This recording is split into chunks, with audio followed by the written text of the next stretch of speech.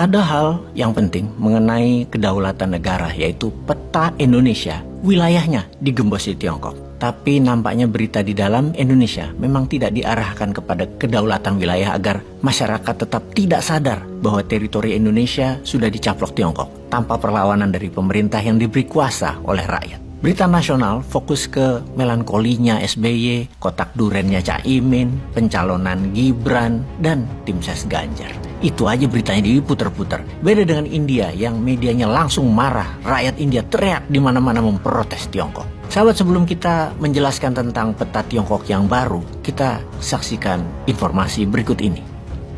Baik, kita lanjutkan ke India terlebih dahulu. Ada dua wilayah India Utara diklaim Tiongkok melalui peta baru Tiongkok. Di wilayah Arunachal Pradesh, di Ladakh, seluas 38.000 km persegi, sebuah wilayah seluas 40 kali negara Singapura, atau seluas 10 kali lahan sawit yang diputihkan, yang kemudian malah diberikan kepada orang kaya oligar, bukan diberikan kepada rakyat sekitarnya.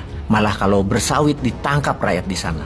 Yang pasti nggak ada beritanya. Berita yang membuat citra buruk pejabat itu tabu, haram, tidak boleh ada di tanah air ini. Karena pejabat sekarang yang membuat keputusan memang suci, memang baik, dan memang berprestasi. Atau gini deh, kali ini mungkin rasanya narasi kita terkesan cynical atau nyindir. Namun hal ini penting karena terkadang untuk melihat sisi lain dari cara menyampaikan informasi. Agar bisa membuat perubahan, kita harus sinis sekali-sekali. Sekali lagi, tujuannya agar perubahan Indonesia menjadi lebih baik. Kita tantang kebijakan bernegara Indonesia sekarang. Kita di Indonesia banyak lembaga survei kan. Semua lembaga survei itu pinter-pinter dan datanya terakurat. Klaimnya sih, metodenya terbaik, samplingnya terpercaya. Bagaimana kalau kita tiru negara lain dalam melihat keberhasilan di negaranya sendiri? Kita ke India lagi.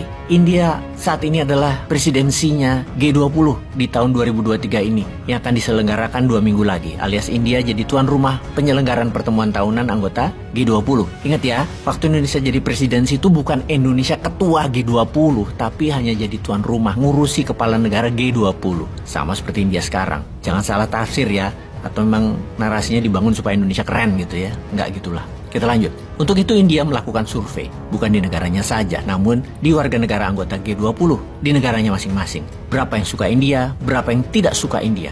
Tujuan survei ini adalah menjelaskan seberapa besar pengaruh India di luar negeri, seberapa besar pengaruh di mata warga negara asing atau negara lain tentang India. Dari 10 anggota G20, sisi Eropa, 3 negara menyatakan negatif view tentang India. Kita detailkan. Pada tahun 2007, 29% saja orang Prancis yang melihat negatif view tentang India. Sekarang di tahun 2023 meningkat jadi 39%. Di tahun 2007 Spanyol, 34% tidak suka India. Sekarang yang negatif view naik menjadi 49%.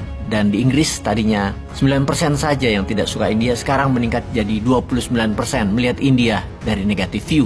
Ini karena India membeli minyak Rusia dan bersikap netral dalam perang di Ukraina. Padahal masyarakat Eropa jadi menderita karena inflasi, kenaikan harga-harga barang, dan kenaikan harga energi di Eropa hampir 100% dalam 2 tahun terakhir ini. Di Amerika Latin, India juga mendapatkan negatif view dari 3 negara, yaitu Meksiko, Brazil, Argentina. Di Amerika, India mendapatkan citra sangat baik. Di mata warga Amerika, melihat India positif lebih dari 55%. Bernegara penting sekali untuk mengenal positif public perception warga negara lain terhadap negara kita. Dengan survei di banyak negara, di situ kita bisa tahu seberapa pengaruhnya negara kita dan pemerintahan kita. Kita harus bekerja keras mengunjungi mereka, mempererat, membangun diplomasi, membangun citra positif, dan memberikan manfaat kepada mereka. Walaupun sebenarnya manfaat terbesar ya buat kita sendiri. Jadi kita tanya nih ke Kementerian Luar Negeri dan ke Kementerian Propaganda atau Menteri Penerangan. Gak ada ya Menteri Penerangan sekarang ya. Oke, sekarang kita ke perang peta atau map war yang diluncurkan oleh Tiongkok kepada seluruh negara tetangganya yang berbatasan langsung dengan Tiongkok. Dalam edisi peta Tiongkok terbaru tahun 2023, Standard Maps of China, 2 wilayah India diklaim Tiongkok di Arunachal Pradesh di sisi timur yang Tiongkok sebut selatan Tibet, dan Aksai Chin di sisi barat India, daerah Kashmir. Keduanya berada di utara India berbatasan dengan Tiongkok. Peta Tiongkok baru bagi Tiongkok adalah penyetandartan atau standardized names. Penamaan wilayah ini adalah cara standarnya bernegara Tiongkok. Jadi nama-nama yang diklaim tadi semua dikasih nama Cinanya. 5 nama gunung ada nama Cinanya sekarang. Nama kota, nama sungai, nama laut, nama pulau, dan lain sebagainya di wilayah yang dia klaim tersebut. Wilayah Laut Utara Natuna dan Taiwan lebih parah lagi. Sampai cadangan geologinya diklaim milik Tiongkok. 10 garis putus atau China 10 Dash Line yang mencaplok wilayah Taiwan, Filipina, Indonesia, Malaysia, Brunei, Thailand, Vietnam, Jepang. Hanya Indonesia yang sepi. Sepi gawe, beneran deh, sepi gawemu. Bahkan ketika masyarakat di Vietnam, Filipina, Malaysia protes, pejabat Tiongkok hanya mengatakan jangan lebay lu, jangan salah arti. Jangan salah arti gimana, emang lu yang nyolong kok kampret. Ini gue teriak-teriak begini, pejabat pasti kesal karena pejabat mengharap rakyat nggak tahu. Karena nanti kakak tertua marah kalau rakyat Indonesia nggak bisa dibungkam. Nanti nggak invest lagi di Indonesia. Bersiap para buzzer rupiah, serbu bosman, cuan, cuan, cuan, gitu ya.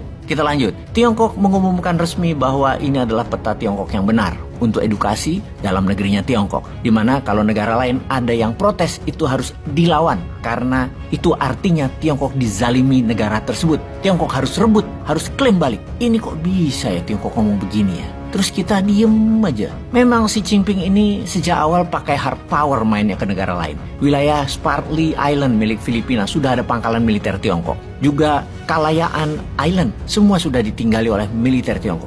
Dengan Malaysia, Laut Sabah dan Sarawak diklaim Tiongkok. Dilawan dengan militer armada laut Malaysia di lokasi menjaga 24 jam. Indonesia dengan Natuna sepi. Tiongkok dengan Jepang di Senkaku Island membuat Jepang membangun pangkalan militer Amerika yang ada di lokasi pulau tersebut. Tiongkok sudah memberi nama Cina kepulauan tersebut dengan nama Diaoyu. Jepang merespon dengan ekstrim. Limbah Fukushima dikirim ke sana, ke arah Tiongkok. Wes ambiar lagi. Indonesia B kedaulatannya, dicawe-cawe di Laut Natuna. Petanya sudah diklaim. Ayo klaim balik, kalau perlu buat peta baru. Tiongkok jadi provinsi Indonesia sekalian. Kita caplok aja. Peace.